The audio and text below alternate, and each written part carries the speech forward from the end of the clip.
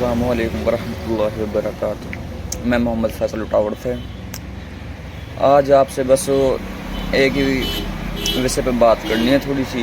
जैसा कि आप जानते हैं घाटमी का कांड हुआ है जिसमें नासिर और जुनैद भाई की बड़ी निर्ममता से हत्या कर दी गई है। उनको अगवा करके किडनैप करके बंदी बना के उनको वहाँ से उठा लिया जाता है। कुछ 250 किलोमीटर दूरी पे ले जाके उनकी हत्या कर दी जाती है और फिर बाद में बहरहाल कुछ नहीं पता उनको किस तरीके से हत्या की गई है। बाद में उनको बोलेरो कार में जलाकर मृत घोषित कर दिया गया है। मैंने कुछ वीडियो में देखा था कि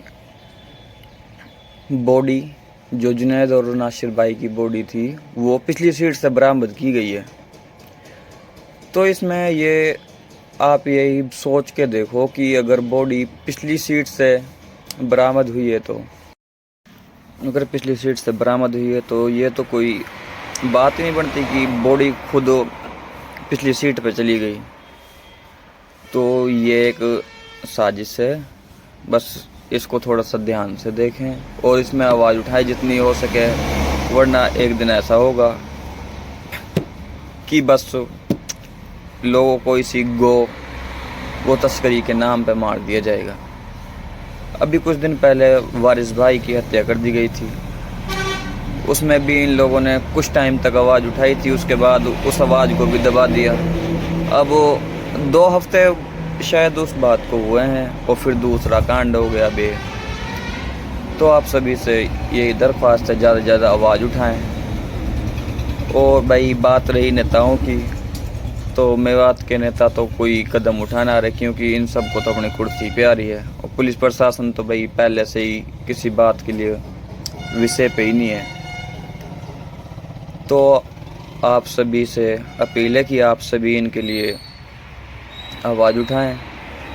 किसी के जाने से किसी को फ़र्क नहीं पड़ता, बस फ़र्क उनको पड़ता है जब अपने पे कोई बात लगती है ना, तो बस खुद को ही पता लगता है तब। अब उनको पता है उनकी फैमिली पे क्या बातें हो रही होंगी, क्या उन पे फ़र्क पड़ रहा होगा। अभी हाल ही में असदुद्दीन ओवैसी साहब जो कामा में आए थे, उन्होंने भी नासिर और जुनैद के ऊपर कुछ आवाज़ उठाई है। मतलब कि कम से कम चलो किसी ने तो आवाज़ उठाई है। जो 1500 किलोमीटर से आए हैं, चाहे वो अपनी पॉलिटिक्स के लिए आए हैं, लेकिन कम से कम उन्होंने नासिर के और जुनैद के लिए आवाज़ तो उठाई है, मेवात के लिए आवाज़ उठाई है। तो आप सभी से गुजारिश है कि आप सभी भी इसमें ज़्यादा से ज़्यादा भाग लें और ज़्यादा से ज़्यादा आवाज़ उठाएं, जिससे नासिर जुनैद भाई को हत्या का इंसाफ मिल सके, जो दोषी है उसको सज़ा मिले।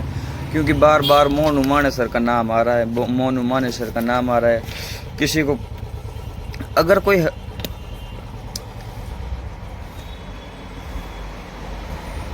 अगर वो हत्यारा नहीं है या फिर वो दोषी नहीं है तो वो क्यों छुपता भाग रहा है, क्यों बार बार उसी का नाम आया जा रहा है। वारिस हत्याकांड में भी मोनू मानेसर का नाम आ रहा है। अगर मोनू हत्यारा नहीं है, अगर उसका इस केस से कोई संबंध नहीं है, तो फिर वो क्यों सामने नहीं आ रहा, क्यों उसने होटल का नाम बताने से मना कर दिया। अगर वो बिल्कुल साफ सुथरा है तो पुलिस है, प्रशासन है, जांच होगी इसकी तह तक जाया जाएगा, सामने तो आओ।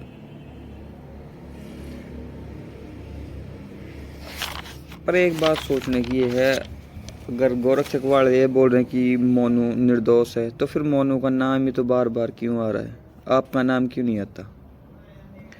अगर चलो मानते हैं कुछ बात झूठ भी होती है, लेकिन अगर कोई बात उठती है तो उसमें से 10-20% बात कुछ ना कुछ सच होती है। कोई किसी का नाम नहीं, बिना वजह किसी का नाम नहीं आता।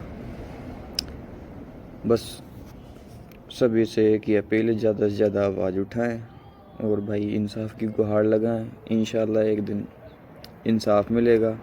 और कुछ भाइयों ने हमारा मुस्लिम रक्षा दल ग्रुप बनाया है, उसकी लिंक मैं इस वीडियो में दे रहा हूँ, ज़्यादा से ज़्यादा उससे जुड़ें और आज नूह में प्रोटेस्ट रखा है, ज़्यादा से ज़्यादा पहुंचने की कोशिश करें और नेताओं से भी अपील है मेवात के लिए कुछ ऐसा करें कि कोई ऐसी घटना दोबारा घटित ना हो। और अगर कोई बात गलत लगी हो तो भाई उसके लिए माफ़ करना। अस्सलाम वालेकुम।